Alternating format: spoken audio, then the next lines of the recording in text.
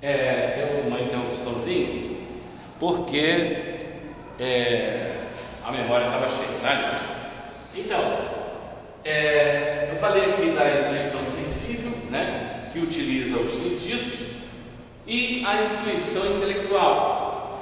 A intuição intelectual, voltando, recapitulando o que eu falei há alguns instantes, quando nós reconhecemos a verdade de uma proposição ou de um juízo de forma imediata, sem a mediação o que quer dizer imediato? Ou seja, sem a mediação do raciocínio, né? Então eu não preciso raciocinar para reconhecer a verdade de uma dada proposição. Isso acontece geralmente com os axiomas, postulados e definições.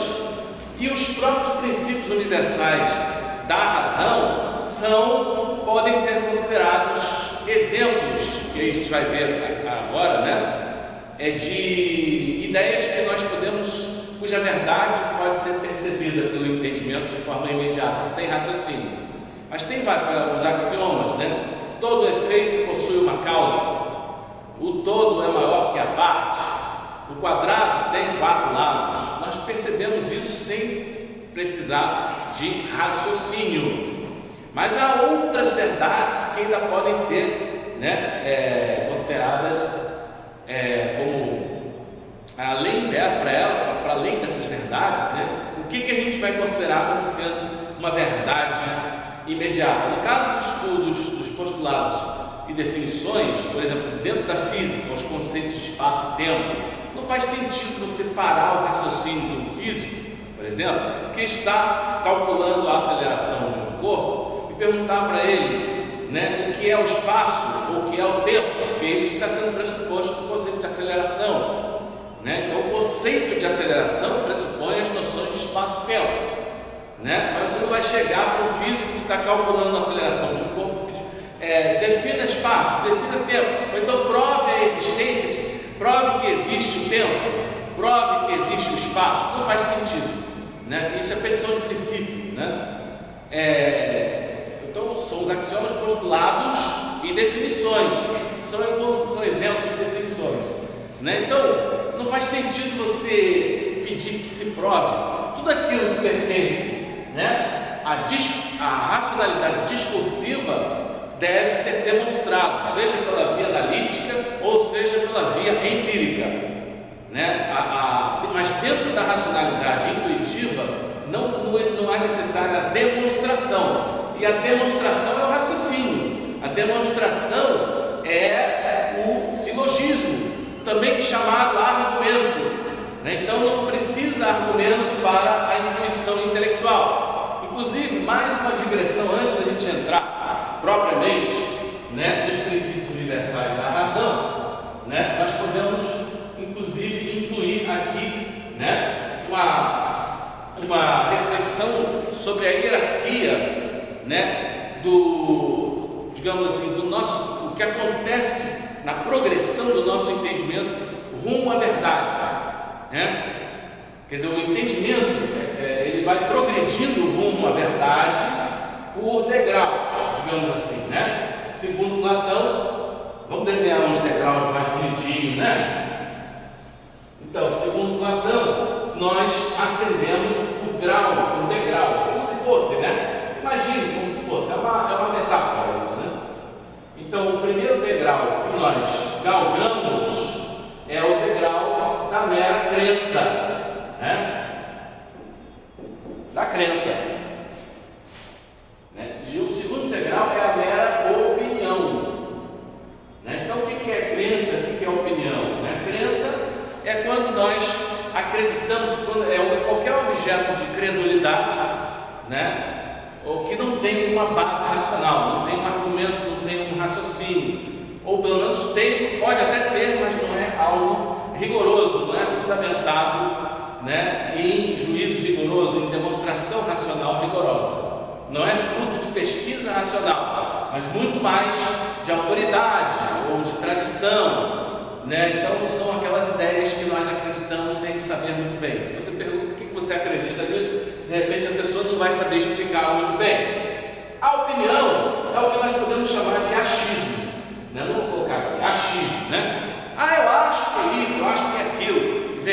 é o fruto de uma pesquisa superficial e de uma elaboração, né, precipitada, que levará a conclusões, a construções precoces, prematuras, né, baseadas em quê? Em juízo de aparência, baseada na falácia dos sentidos. Tanto a crença quanto a opinião, elas têm como base a falácia dos sentidos. Por isso que Platão chamou isso aqui de senso comum, né? O senso comum é esse conjunto de crenças e meras opiniões, achismos, né, que nós temos, né? Então, a filosofia, então, ela deve conduzir o espírito do senso comum ao bom senso, né? O bom senso, e portanto, né, da mera opinião, da mera crença ao conhecimento, né? Então aqui a gente já tem o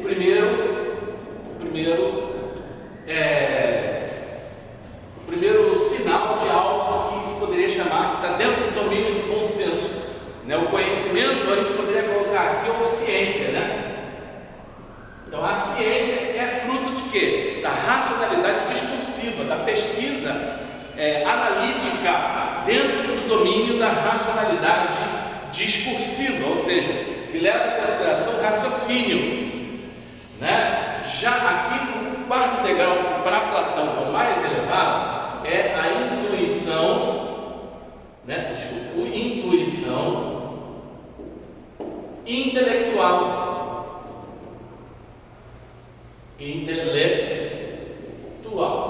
Né? Então a intuição intelectual é o degrau mais elevado dentro desse processo de progressão do entendimento ou da razão humana rumo à verdade, tal como foi pensado por Platão. Então Platão vai dizer que a intuição intelectual é mais elevada ainda do que o conhecimento e a ciência, né? Mas veja, intuição aqui pode ser facilmente confundido com crença, porque tanto um quanto o outro não tem raciocínio. Mas aqui não tem raciocínio porque não se busca a verdade, né? Aqui não há raciocínio, quer dizer, não há pesquisa racional, né? Mas mais especificamente não há pesquisa dentro da racionalidade discursiva. É uma mera coisa em que você acredita pela compulsão de acreditar, pelo desejo inveterado, pelo hábito inveterado de acreditar em qualquer coisa, tá? Isso é a crença. A intuição intelectual não, entendeu? Como nós já vimos, intuição é a apreensão imediata do objeto do conhecimento, ok? Então, a intuição intelectual, ela dispensa a discursividade, ou seja, o raciocínio, o silogismo e o argumento, que dentro desse domínio da racionalidade analítica é a demonstração, né? No caso da intuição, ela não precisa nem ser demonstrada, não precisa ser provada de forma analítica, porque ela a sua verdade, ela já foi percebida de forma imediata, ou seja, sem a mediação do raciocínio. Ok, gente?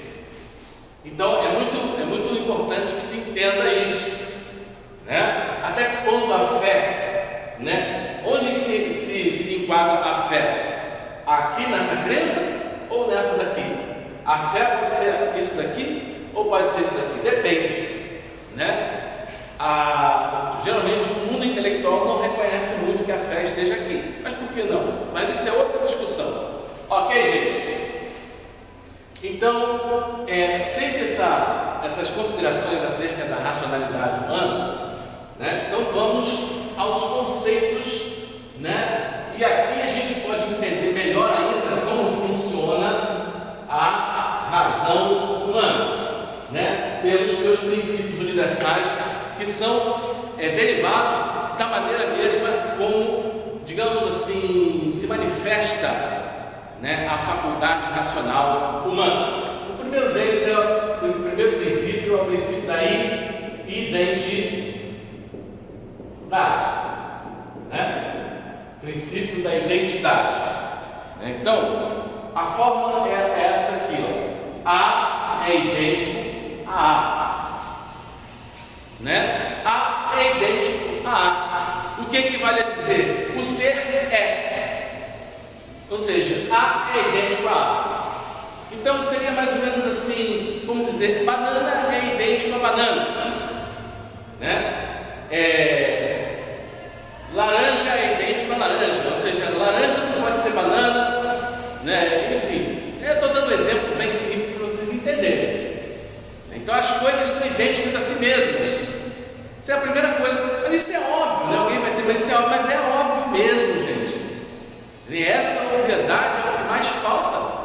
É mais flagrantemente não compreendida e não respeitada. E por isso nós construímos um discurso, muitas das vezes, louco, né? Porque a gente não respeita esse princípio. A gente vai ver isso mais de forma mais clara quando a gente olhar, falar sobre os outros princípios. Então isso aqui é isso aqui, né? É isso mesmo. A é idêntico a A, né? O segundo princípio é o da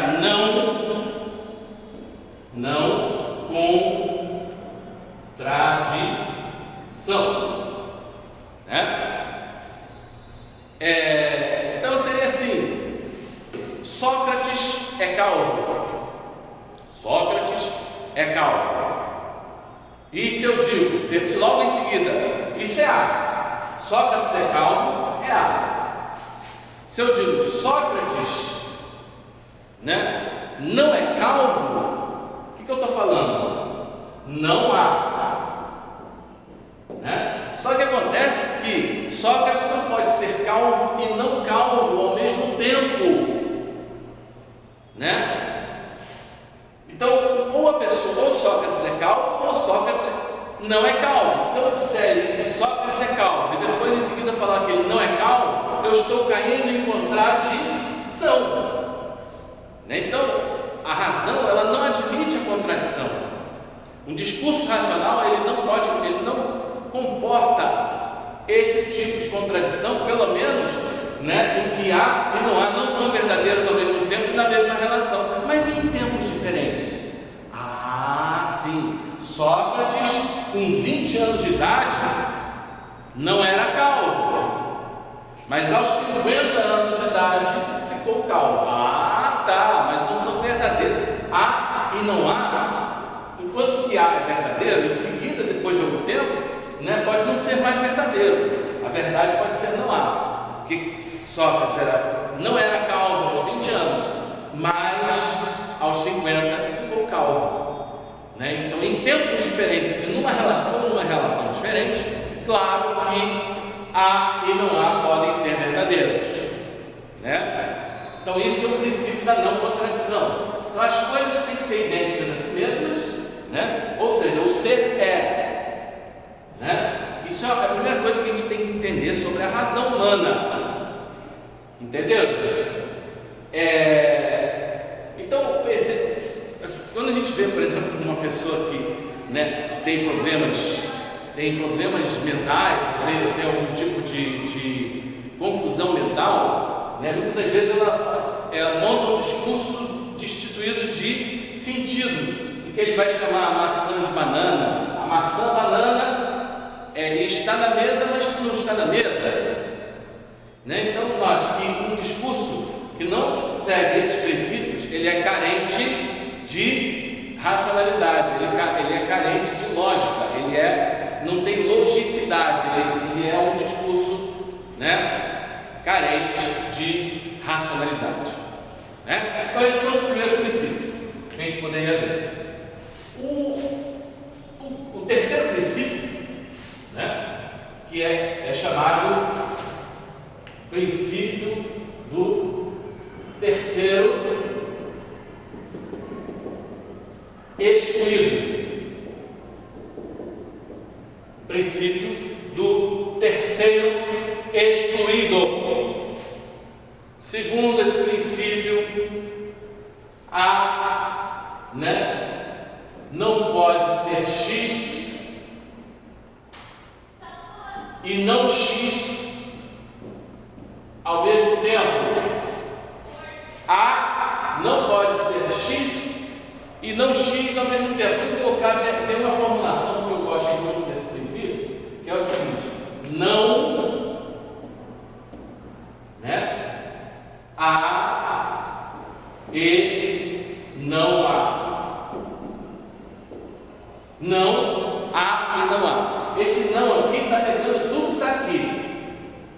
parênteses. E esse e aqui é uma conjunção aditiva, que quer dizer que há e não há são verdadeiros ao mesmo tempo e na mesma relação, né? Então, ou há é X ou A é não X.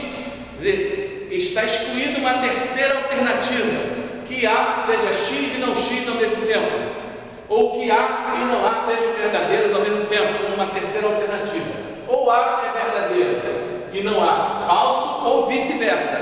Não há uma terceira alternativa segundo a qual A e não A sejam verdadeiros ao mesmo tempo e na mesma relação. Então notem que, né, o princípio do terceiro excluído, ou terceiro excluso, ou terço excluído, né, ele reforça os outros princípios que nós vimos anteriormente, né, que não pode haver contradição dentro do pensamento racional, para que você monte algum discurso que seja claro e distinto. Por fim, a noção, o último conceito, que é o conceito de razão suficiente. Razão suficiente. Como é que é esse conceito de razão suficiente? Razão suficiente é o seguinte, esse conceito, esse princípio, ele já era conhecido desde a antiguidade, mas foi no século XVIII, com o filósofo William Leibniz, filósofo alemão William Leibniz, que ele ganhou a sua formulação mais madura no seu tratado sobre a monadologia. Então William Leibniz vai dizer: razão suficiente esse princípio se formula da seguinte maneira: nenhum enunciado existe,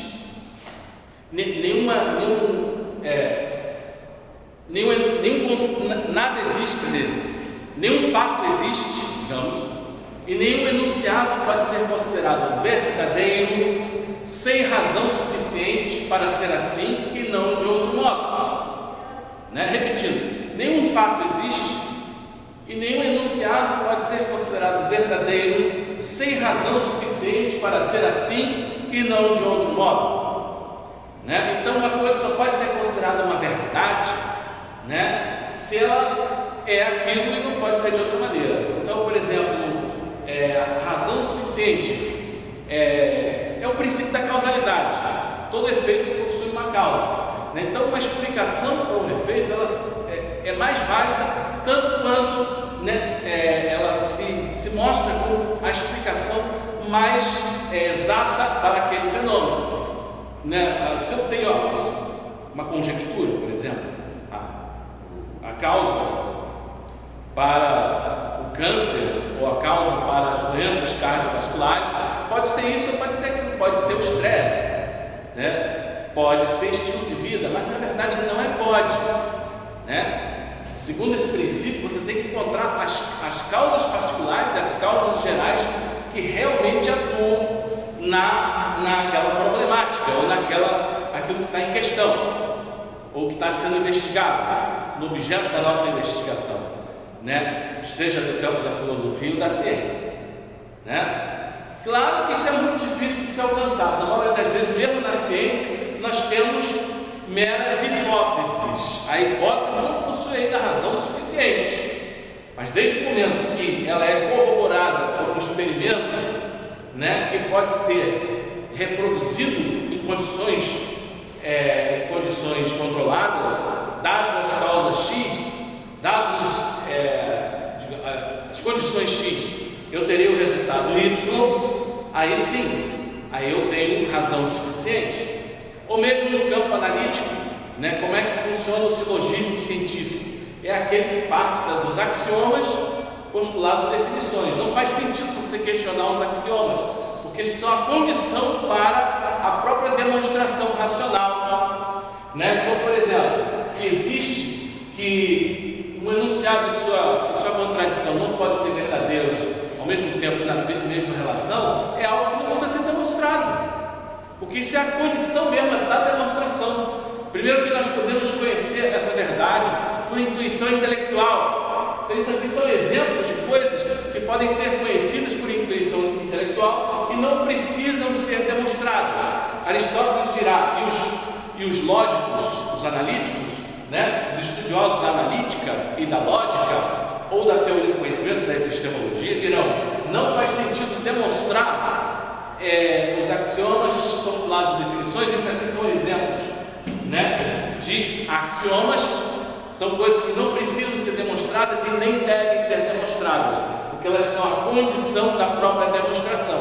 Nós já vimos que a demonstração está no raciocínio, e o raciocínio trabalha, né, com juízos, e os juízos, por sua vez, têm que obedecer a esses princípios universais da razão.